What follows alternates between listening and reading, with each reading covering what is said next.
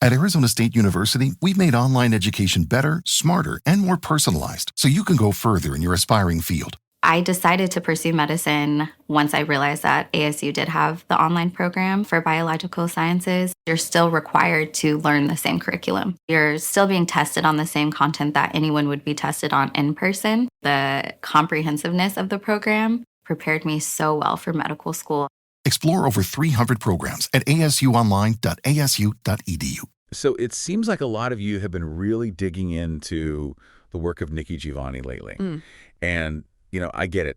Her passing really hit a lot of us hard. Yeah. And you've been sending in a ton of stuff, articles, poems, interviews, all sorts of things, wanting to understand more about her legacy and especially her connection to the Black arts movement.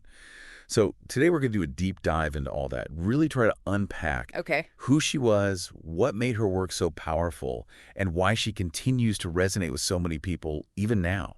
Well, I think to really get a sense of her impact, we really need to start with the Black arts movement. Right. This was the 1960s and 70s. Yeah. An incredible period of just this explosion of creativity of Black artists reclaiming their narratives through music, through literature, through visual arts, everything. It was like this cultural earthquake, that really shifted the landscape. And Giovanni was right there in the thick of it. Oh, absolutely. She was a cornerstone of the movement. Her poetry, it gave voice to a generation. Right. And two of the titles that kept popping up in everything you all sent in were Ego Tripping and Black Feeling, Black Talk. Yeah, those are two really powerful ones. So can you talk a bit about what made those works so central to her impact? What resonated with people so much? Sure.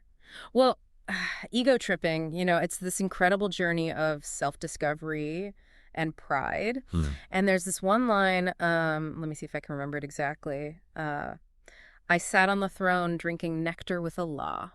Wow. So powerful. She's blending mythology and history to explore Black identity in this bold, defiant way. Yeah. And it resonated with so many people who were, yearning for that kind of self-affirmation. Absolutely.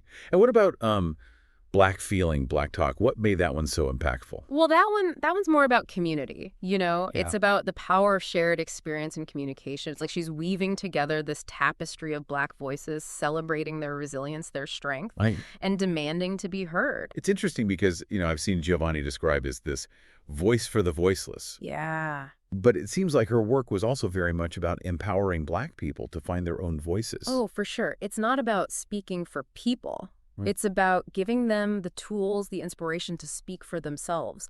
Her work challenged people to think, to question, to claim their space in the world. And, looking at the reaction to her passing, it's clear just how far her impact reached. I mean, universities, politicians, even Virginia Tech, where she taught. Right. They've all organized these incredible memorials. Yeah, that speaks to the power of her legacy, Yeah. She transcended the literary world. For sure. She became this cultural icon. And reading her work today, it's just amazing how relevant those themes of social justice still feel. And it really makes you think, how does poetry do that? How does it transcend time and connect with people across generations? Well, I think poetry, it kind of distills those raw emotions and experiences, into language that resonates across time. It's about finding that universal in the personal. And Giovanni, she was a master at that. Her work, it still challenges us, comforts us, and reminds us of the power of our own voices. Exactly. Yeah. So it's not just about beautiful poetry. It's about social justice. Right. It's about the human experience and inspiring action.